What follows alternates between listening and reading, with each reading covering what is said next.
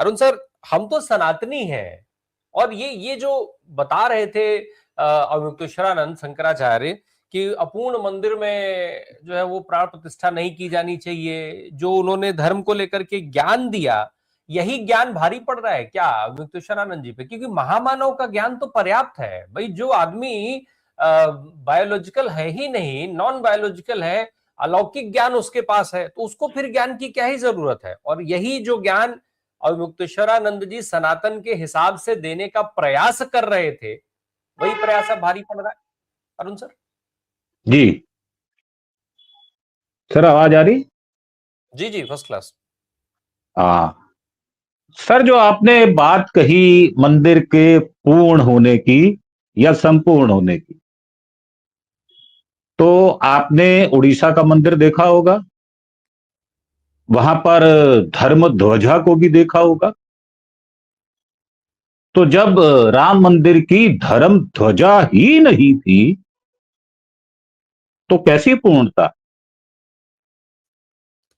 ये दो अंग जो होते हैं ना, गर्भगृह और धर्म ध्वजा, ये आवश्यक नहीं, अति आवश्यक होती है। जैसे हमारी भुजाएं बहुत जरूरी हैं हमको काम करने के लिए, ऐसे मंदिर की प्रतिष्ठा तभी होती है जब उसके ऊपर शिखर पर, शिखर मतलब चोटी, अब चोटी मनुष्य की भी होती है, शिखा तो उसकी भी होती है।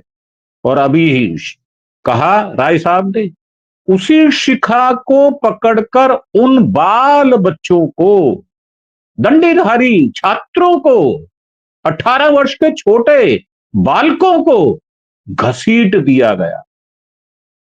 क्या किसी सिख को बालों से पकड़ा जा सकता है क्या?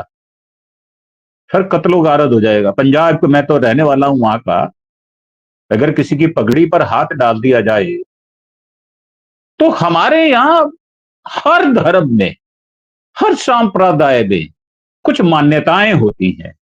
अगर उनको सरस्वती जी महाराज ने अपने वचनों से बता दिया, उसका उजागर कर दिया उसको, तो क्या बुराई की है उन्होंने? उन्होंने तो आपको सही रास्ते पे डालने की कोशिश की है।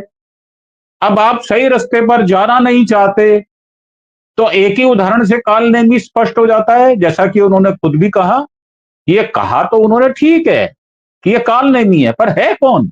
ये घुमा के जो बात कह रहे हैं। अब काल नेमी कौन हो सकता है? आपने राम मंदिर के उद्घाटन पर देखा था, हमारे राष्ट्र का राष्ट्रपति तो वहां था नहीं।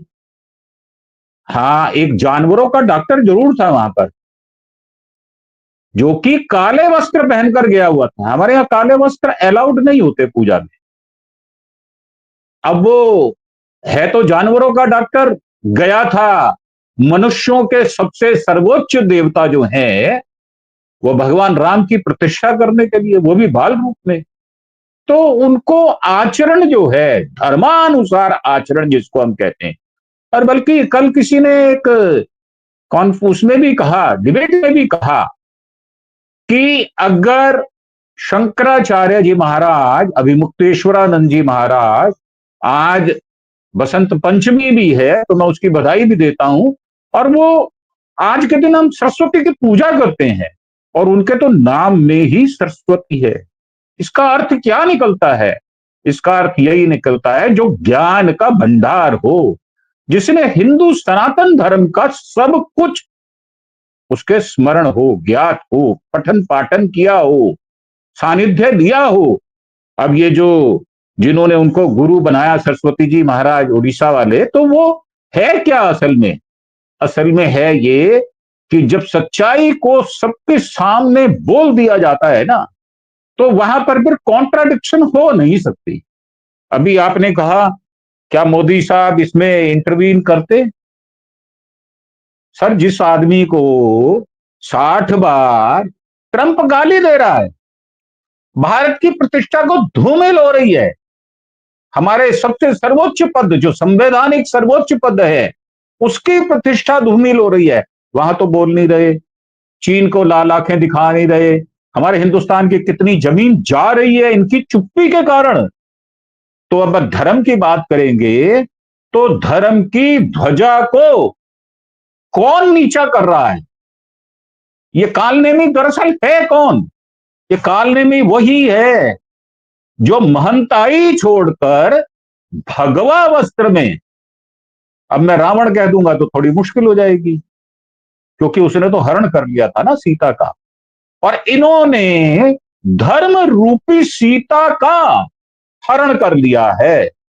मतलब जो एक भाव होता है आस्था का, उसका ही हरण कर लिया। क्यों? क्योंकि सत्ता जो है, सत्ता की लगाम हमारे धर्म के गुरु संभालते हैं, सत्ता की लगाम उनके पास होती है, और सत्ता को घोड़े की संज्ञा दी गई।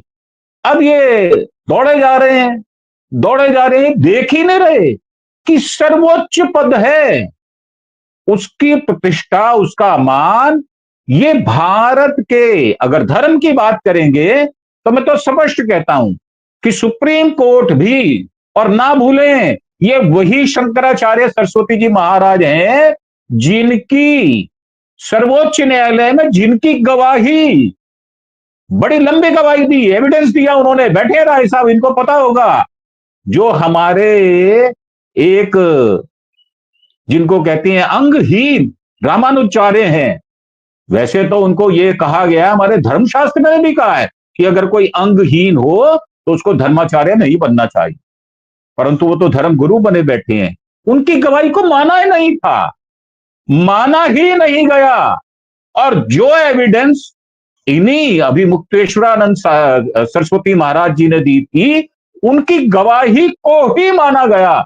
ये तो सरकार को उपकार मानना चाहिए, परंतु सरकार कर क्या रही है? हठ धर्मिता।